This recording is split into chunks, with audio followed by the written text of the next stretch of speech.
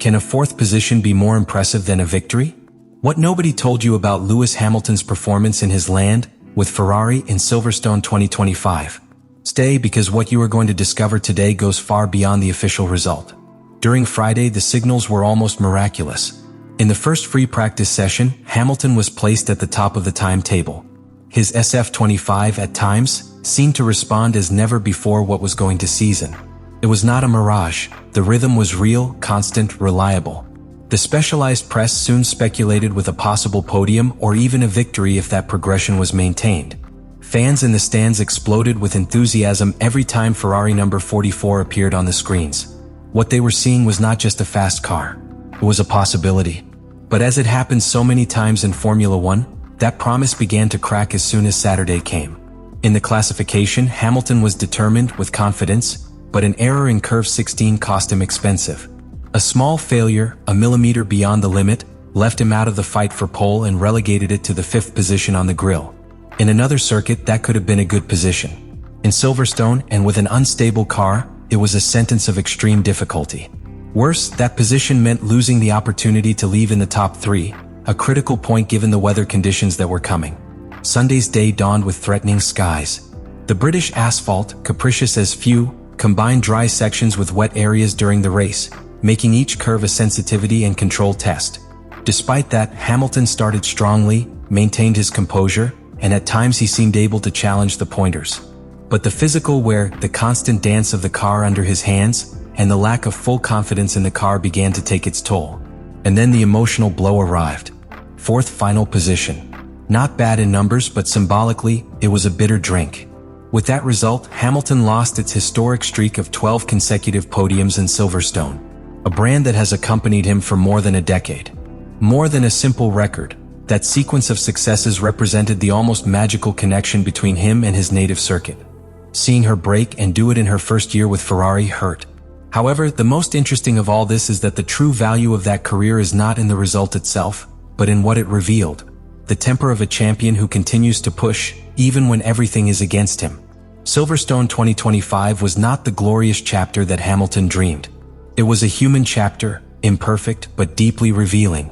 A story to fight against expectations, against the machine that does not respond, and against the pressure of an audience that always expects the impossible of its idol.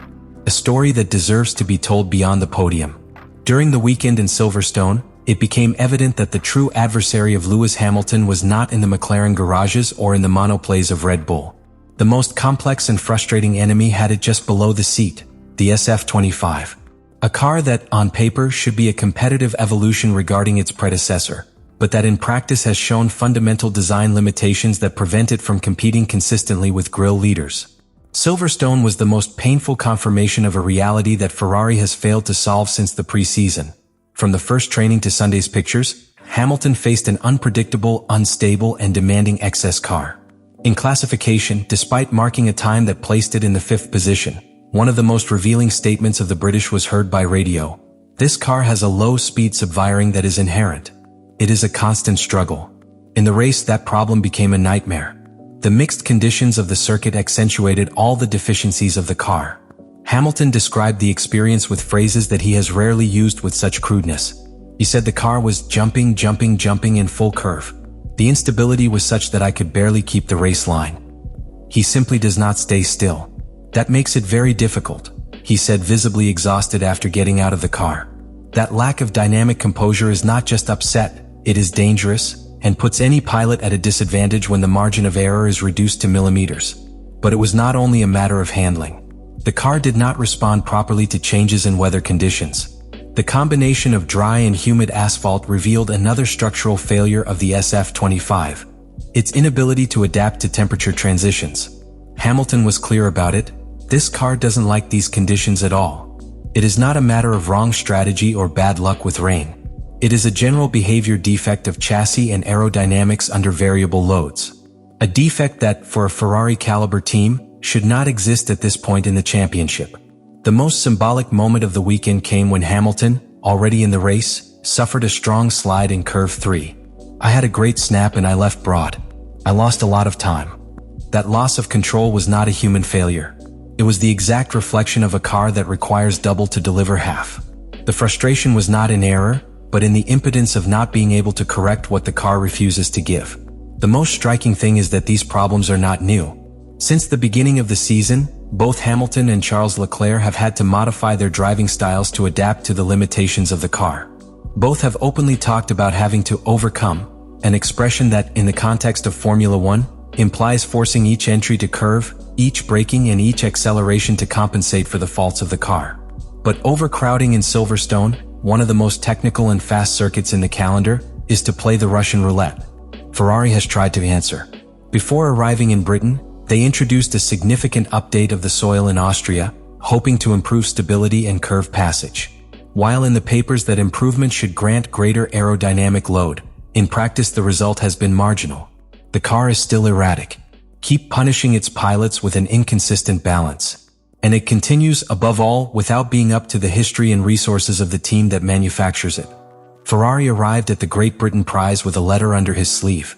After several weekends of accumulated frustration, they had opted to introduce a key update, a deep modification in the soil design of the SF-25, originally released in Austria. In theory, this update should correct part of the structural problems of the car, especially in terms of aerodynamic load and stability in medium and high-speed curves. The objective was clear: to provide the car with a more predictable platform, capable of generating confidence in changing conditions and with a better balance between front and rear axle. During the practices in Silverstone, there were times when it seemed that technical evolution had had an effect. In particular, during Friday's dry track sections, Hamilton reported better sensations in rapid curves, historically favorable land to Ferrari. But that improvement was ephemeral. With the passage of the sessions, and especially in classification and career, it was exposed that the modifications implemented in the flat background were not enough to solve the fundamental problems of SF-25. In fact, the update ended up revealing a new layer of complexity. The car became more unpredictable in certain circuit sectors, which suggests that the interaction between soil aerodynamics and suspension is not yet optimized. This poses a major problem. In Formula One, an update that does not improve the behavior of the car in all career phases is not only useless, it can be counterproductive. Ferrari seems to be trapped in a technical spiral where each improvement attempt opens new performance cracks. The car responds well in certain sections, but loses effectiveness in others. It behaves acceptably with certain compounds, but excessively degrades with others. And the most serious, every step forward seems to be accompanied by a step towards the unknown. Hamilton, after the race, was clear in his evaluation. Despite the team's efforts, he confessed that the car is increasingly difficult to predict. He does not know how to react in each curve, in each braking. That lack of consistency is poisonous for a pilot. It prevents him from building trust, compromises decision-making and forces him to improvise return after return.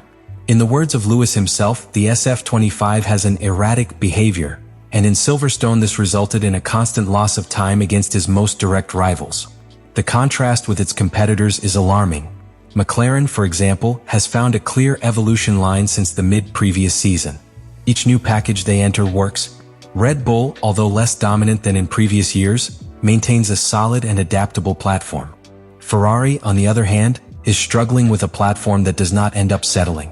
What should be a competitive advantage like the ground update becomes an unknown every weekend.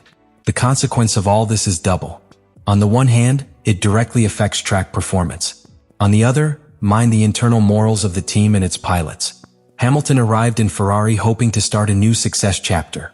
I knew that the road would not be easy, but also trusted that the Scuderia, with its resources and talent, would be able to respond quickly.